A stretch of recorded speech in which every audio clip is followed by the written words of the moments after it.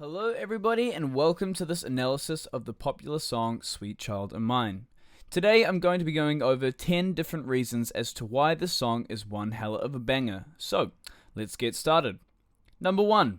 With number 1, we have to start with the intro. Now, this iconic intro is what has brought this piece to life. It originally was a warm-up for Slash, but Duff McKagan, Guns N' Roses bassist, thought it would be cool to jam along top.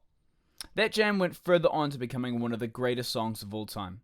The simplicity of this riff is what I believe makes it so cool, as the only notes he plays are D flat, A flat, G flat, and F in the intro riff. He plays an octave of the D flat and the G flat to fill in the notes, as there are 8 notes played in each bar. This sounds like this.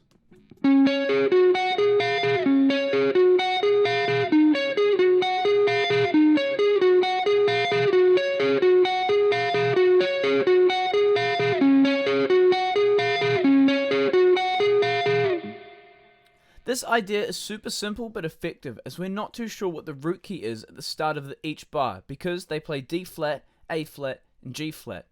These all feel very stable and like home, and it hints at E flat minor and D mixolydian, and in the second bar we get more of a mixolydian feel. On to point number 2. What makes this song so cool is that once the bass part comes in and stabilizes the riff, we feel like Slash is playing in a D mixolydian mode. Mixolydian mode is very similar to our major scale, except it has a flattened 7th. This is a super commonly used mode in rock music without a lot of people knowing it. D flat mixolydian has the notes D flat, E flat, F, G flat, A flat, B flat, and C flat. The cool thing about this is that the E flat minor pentatonic shares some of the same notes, which are E flat, G flat, A flat, B flat, and D flat. With this, Slashy stays mostly around the minor pentatonic shapes and moves in and out of the mixolydian feel. This gives a really cool rock feel to it. On to point number 3, the bass line. This catchy bass line is by far one of my most favorite bass lines to accompany Slash. It fits so well while having so many cool musical features within it. Firstly, as I said, it helps us establish the mode the song is playing, which is mixolydian. This is done by the bass emphasizing the C flat when Slash plays the second part of the riff. Just quickly letting you know that we'll be using C flat instead of B, as C flat is more of an ideal description as the song is in mixolydian mode and the context makes more sense if we use C flat instead of B. Alright, when Duff plays a C flat, Slash plays an A flat, which is a major 6th away. This adds a certain aspect of unfulfillment, as it is an unusual interval. But this adds in some tension to the song. Another cool aspect of this part is that Slash plays an F in his riff, whilst McKagan is on C flat, which sounds like this. C flat and F are a tritone away from each other. This also adds a slight amount of tension in the song. The change away from F to A flat that Slash plays is so fast that the tritone heard is very difficult to establish, but this is because we have resolution almost instantly. Now on to number 4. Now we're getting into the verse and Axl's input into the song. I believe this is super important, as the simplicity of his vocals in this just help elevate the lyrical aspect. He only sings 4 notes in the verse, which are A flat, G flat, F, and D flat. With these notes, he creates a simple but effective melody, which I think reflect the song's meaning. As he says, reminds me of childhood memories. I believe that this is quite reminiscent of when times were simpler and more innocent, which are reflected in his vocal melody. This is really cool because there is a deep sense of sorrow as he sings, "If I stare too long, I'd probably break down and cry," which also feels quite conflicting, as the mixolydian feel of the song is much more uplifting and happy, whereas the lyrics are quite sad. I believe that Axl's melody helps the audience navigate their emotions through this conflicting idea really well and helps us feel a hell of a lot. Because of the song's mode, we are left with a chord progression that has no real resolution, so throughout the verse we are left with a repeating progression that feels like it's never ending. In the chorus we now receive a somewhat resolution, with the A flat beginning the chorus chord progression off, then following a C flat into a D flat. Since mixolydian doesn't have any dominant functions, the C flat is really replacing this function, and it can be called a backdoor resolution. This is when the flat 7 takes over the dominant 5th's job, and acts as a tension chord resolving to the D flat. This, however, is not effective in certain songs, but I think it works really well for this song. On to point number 6. Another point I want to look at is Axl's vocal ability and tone in his song. With Axl's voice, there is a lot that he does that I wouldn't say would be healthy for his voice, hence why his voice isn't the greatest today. But wow, the rawness and ability to control the tone is incredible.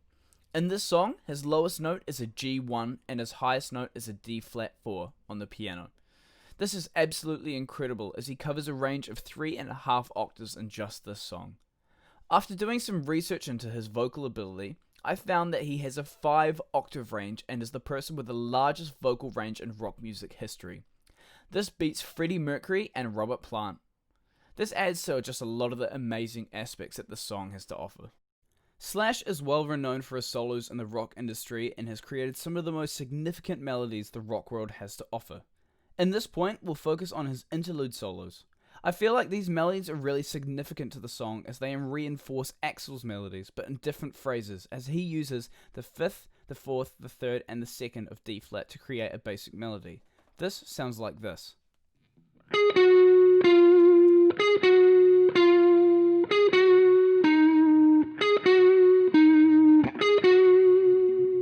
He then continues on and changes the phrase throughout the 3 guitar interludes that he plays, getting more complicated as we reach the climax. This also reinforces the chord progression and the instability of the song chords. This is because the major 4th in D flat is being used as a dominant going to the root of the song. This is called a plagal cadence. This adds a lot of value to the song as I believe it is a break between the verses and the chorus that allowed the audience to take a moment to reflect on the song's meaning without giving the audience a stable feeling. Before we get to the solo, we are surprised with some quite cool features to show the audience that the next part is important. Before the solo / bridge, the song was played in D flat as the key signature, but now we modulate into E flat. This is really cool because, as I said before, E flat minor and D flat mixolydian have the same components that make up their scale. The modulation in this passage is almost unnoticeable if it wasn't for the quick stop at D. The band play 14 semiquavers on D flat, then 1 quaver on D, and move to E flat, signifying that there is a key change. This now allows the audience to hear a more stable progression as we can hear the new key signature E flat minor is established. This is what it sounds like.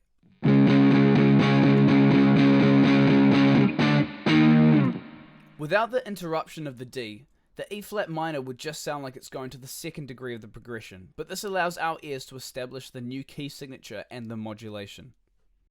On to point 9. New chords are now used in the solo, which are E flat minor to C flat to B flat to A flat minor. With the new key signature, we now have a more stable progression, but it still has a lot of tension as it sounds quite dark and we are descending from the root to the flat 6 to the major 5th to the minor 4th. This chord progression is super cool because the tension that the flat 6 and the major 5th provide allow for a greater impact on the audience and give Slash a larger landscape to explore in his solo. But we'll get to that in the next point. There is also quite a cool turnaround in the solo where Slash plays one of the most iconic guitar excerpts of all time. In this part, the backing guitars stay on the A flat for 2 bars before entering the next section of the solo. This second section sounds much more grounded while still not allowing it to fully resolve as the dominant 5th is ignored. The progression sounds like this.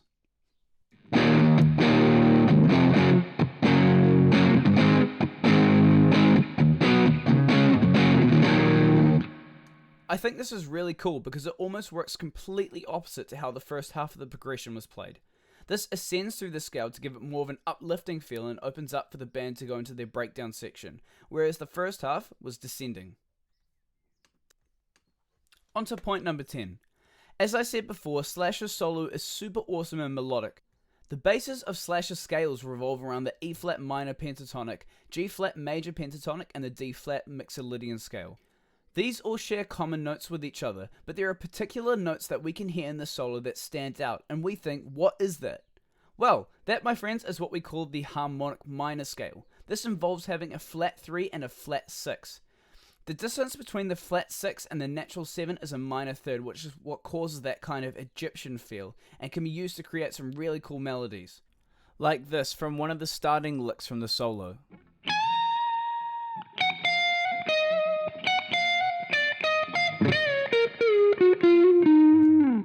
He mostly uses these notes as passing notes, but they add a lot of flavor to his guitar solo along with using the other scales and modes. Now, lastly, here's a couple cool extra facts. This song is actually tuned down half a step, so if you want to play it in a band like Slash did, then you've got to tune your guitar half a step down, and all the instruments half a step down.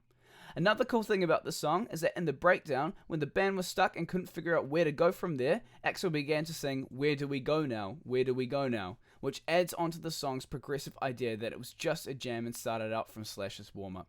Thanks guys for watching, and stay tuned for some more music. Thank you.